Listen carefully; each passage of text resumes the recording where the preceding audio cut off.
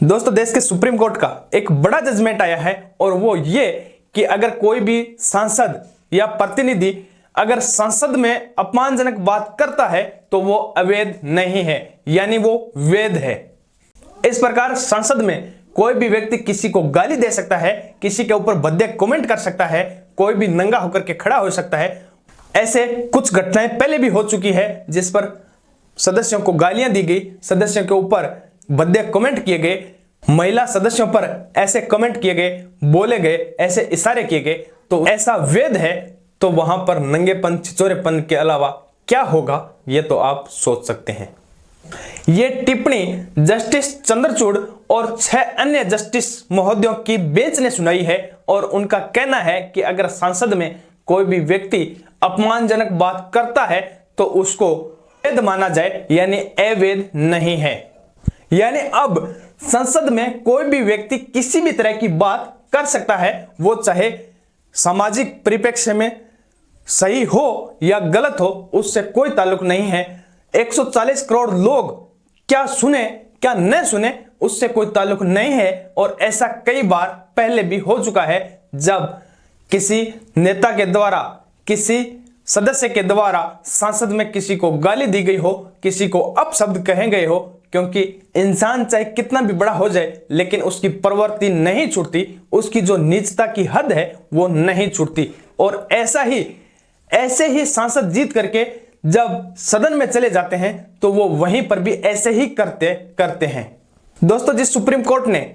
ऐसी टिप्पणी की है वही कोर्ट ऐसे टिप्पणियां कर चुके हैं जिस पर बहुत से लोग यानी देश की जनता उस पर कोई भी विचार नहीं करती या इस पर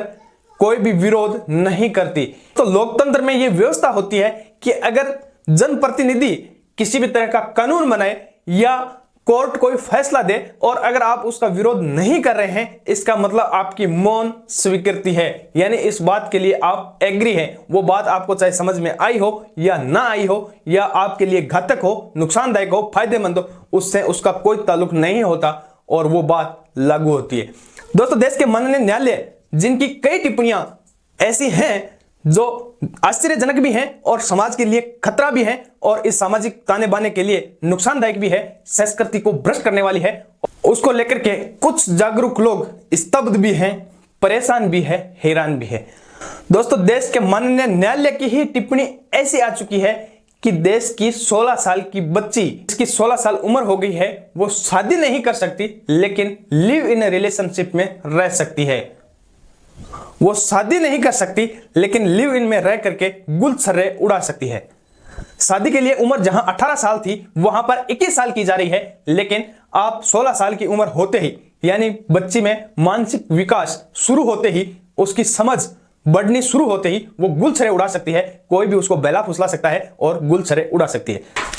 एक्स्ट्रा मैटेरियल अफेयर का भी जिक्र किया जा चुका है और उसको जायज बताया जा चुका है। यानी अगर पति पत्नी 20 साल तक एक घर में रह रहे हैं और अपनी अच्छी जिंदगी काट रहे हैं, किसी बात पर पत्नी गुस्सा हो जाए और थाने में चली जाए कि हमारे साथ पति ने ही रेप कर दिया, तो गिरफ्तार किया जा सकता है। वहीं अगर 20 साल एक व्यक्ति के साथ शादीशुदा जिंदगी में रहने के बाद कोई महिला यह कहे कि हमें अब दूसरे व्यक्ति के साथ रहना है तो उसको छूट दी जा सकती है। उसको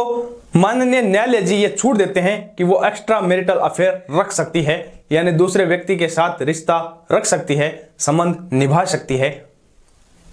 और इसके अंदर उसका पति कुछ नहीं कर सकता, सिर्फ आत्महत्या के।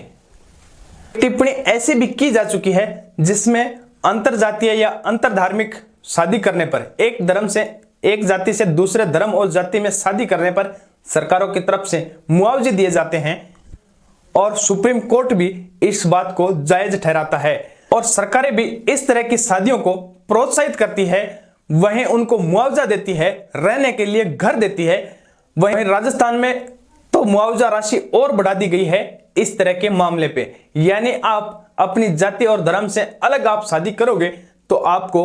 मुआवजा मिलेगा, रहने के लिए घर मिलेगा और पूरा आपको समर्थन किया जाएगा, आपकी सुरक्षा भी होगी। बहुत से ऐसे मामले आते हैं जहां पर इस तरह के लड़के लड़की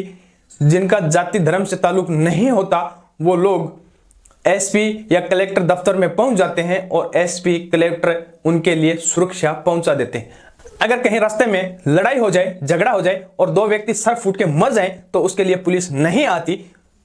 उसमें घंटों लग जाते हैं। लेकिन अगर कोई लड़का लड़की एसपी दफ्तर पहुंच करके ये बोल दे कि हमें जान का खतरा है और हम साथ में रहना चाहते हैं, तो उसको पुलिस सुरक्षा मुहैया करवाती है और उनको गुजर बसर के लिए मुआवजा दिलवाती है, उनको रहने के लिए आवास दिलवाती है। दोस्तों, जब माननीय न्यायालय की बेंच ने यह कहा कि संसद में कोई भी अपमानजनक बात कही जाए तो वो बात अवैध नहीं होगी, यानी वैध होगी। अगर ऐसा वैध है तो वहां पर नंगेपन, छिछोरेपन के अलावा क्या होगा, ये तो आप सोच सकते हैं।